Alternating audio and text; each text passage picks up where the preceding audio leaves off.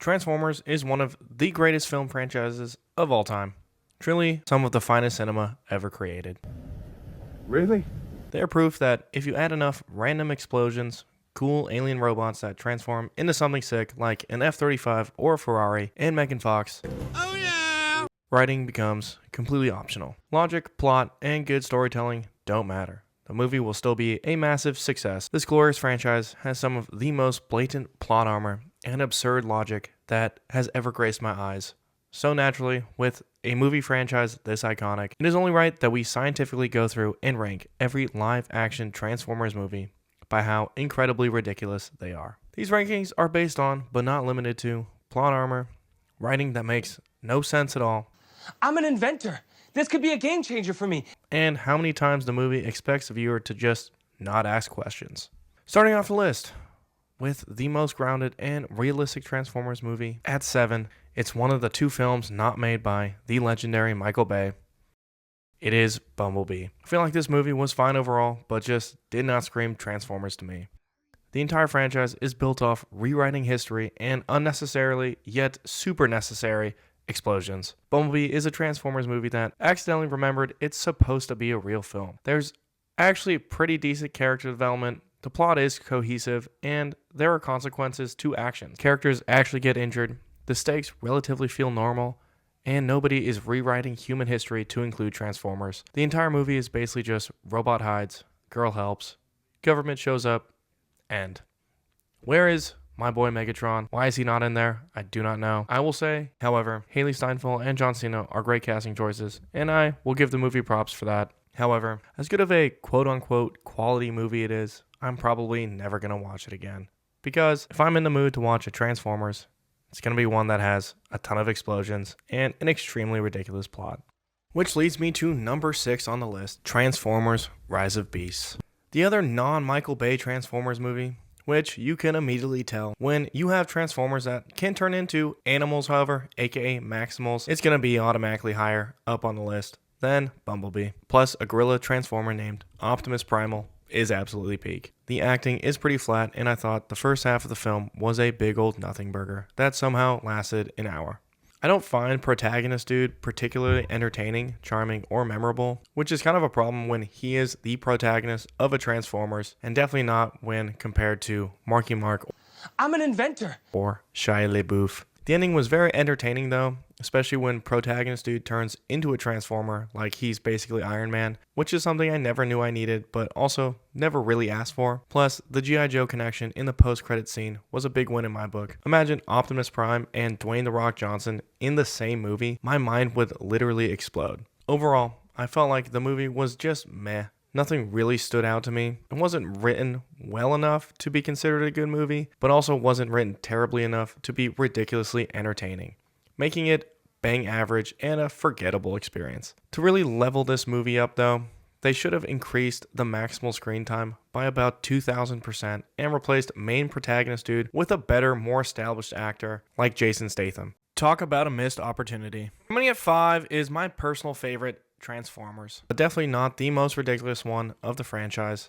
It is the original Transformers. Talk about absolute cinema. When I was a kid, this movie was by far one of my favorite films to watch. It has it all. Great CGI, great action, and of course Megan Fox, which is really all you need in a great movie. Naturally, it is the most grounded of the Michael Bay Transformers, since it's the first one, but even still, a secret organization called Sector 7 hides Megatron under the Hoover Dam along with the Cube, a magical device that can turn any technology into a Transformer. Oh, and basically every modern electronic device was invented by Megatron and or the Cube. I love how the Decepticons only transform into sick military vehicles like an F-35 or an Apache helicopter, while the Autobots choose to turn into regular cars like a truck. This movie has some of the best one-liners in the entire series, no doubt, not to mention the greatest Autobot to ever die, Jazz. Designation Jazz. This looks like a cool place to kick it. Rest in peace. The ending battle is also incredible. Optimus putting in work, urban warfare, and Shia LaBeouf's incredible plot armor, which might be the strongest force in the entire franchise. A Michael Bay masterpiece without question, just not as crazy as the other ones. At number 4, we have Transformers: Age of Extinction. This film was close to being number 3, but just barely misses and takes the 4th spot. The first movie of the soft reboot of the franchise, and to me, as a bad movie connoisseur, did not disappoint at all. In the opening scene, the creators literally caused the mass extinction of the dinosaurs 65 million years ago. I mean, of course they did. It makes perfect sense. And in a shocking twist to absolutely nobody, humans and the CIA still don't trust the Autobots and are hunting them down, except this time they're teaming up with another Transformer who totally doesn't look or act like a bad guy at all in Lockdown. It's a bold strategy, Cotton. Let's see if it pays off for him. A very common theme for all of these movies tend to be humans distrust Autobots, humans hunt them down and or banish them, humans get screwed by the bad Transformers, Autobots save humans. And that's exactly what you get in this movie as well. The blatant product placement throughout this movie is criminally hilarious. A couple of small products here and there I can deal with, but this movie basically just throws in ads like it's a YouTube video. The writing in this movie is some of the laziest I have ever witnessed. Transformium? I mean, come on. The Toochmeister being in the film, however, is a massive win, along with Marky Mark, who does an incredible job as Cade Yeager. And of course, Megatron is back yet again, because why not? By far the craziest part of the film is the Dinobots. I mean, Optimus Prime riding a dinosaur in a battle that can breathe fire. Holy W. I would also like to mention that this movie has the sussest line in the entire franchise. How old are you? 20. She's a 17-year-old girl. I mean, what are you doing, Michael Bay? Why is this line even here? Why did you have to make Katara from the live-action Avatar movie 17 and have her date someone who is 20? What are we doing, man? Coming in at 3 is, of course, Transformers: Revenge of the Fallen. I love how Transformers went from being discovered in the Antarctic Circle years ago to they have been here since 17,000 BC and have always been here, just hiding. What do you mean? The amount of teleporting and fast travel that goes on in this movie is unmatched. They quite literally teleport through a transformer and also just magically teleport multiple times throughout the course of this film whenever the plot needs them to get anywhere. The crazy amount of plot conveniences that happen in this film alone is mind-blowing. Oh no, they are at a military screening and are wanted fugitives by the entire world. I wonder how they're gonna get through. Oh, of course, dude is a Yankees fan, and the guard just so happens to also be a Yankees fan, and they're through with no issues at all. Oh no, they came all this way for nothing and cannot find the ruin of the Primes. Oh, the two sibling Autobots end up accidentally breaking the side of a wall, which just so happens to be exactly where the Primes hid themselves. Of course, absolute peak plot conveniences right there. We can't talk about this movie, however, without discussing the climax of the film. I mean, there is an alien machine hidden in the Great Pyramid of Giza. Meanwhile, Optimus takes Jetfire's entire body and then just takes Megatron, Starscream, and the Fallen behind the shed. And of course, Shia LaBeouf still has his insanely incredible plot armor on, refusing to die or take any damage and be hurt by any explosions. They really just took the first Transformers and said, what if we raised the stakes, doubled the explosions, and added way more ridiculous Transformers lore? That's what I love to see. At number 2, it has to be Dark of the Moon. I mean, of course, the real reason why we went to space was because of the Transformers. It all makes sense now. Michael Bay really paid Buzz Aldrin to do a cameo and say the actual reason why the space race happened was because Transformers. The way they just casually retconned Megan Fox's character like it was nothing is absolutely hilarious to me. You could tell the character was written for Megan Fox, and instead of trying to make it different at all, the writers were just like, just add in a small bit about her leaving Sam. That'll do the trick. And then left everything else. Probably the most realistic part of this movie is the fact that Sam, who won a Medal of Honor for saving the world, still can't find a job at the beginning of the movie. They really said, in the last movie, we had a machine trying to harvest the sun. How do we up the stakes? What if we use a space bridge to bring Cybertron to Chicago and have an all-out war where the Decepticons level the entire city? Brilliant. This film also had the craziest betrayal I have ever witnessed in cinema. Sentinel Prime turning against the Autobots and murking my boy Ironhide.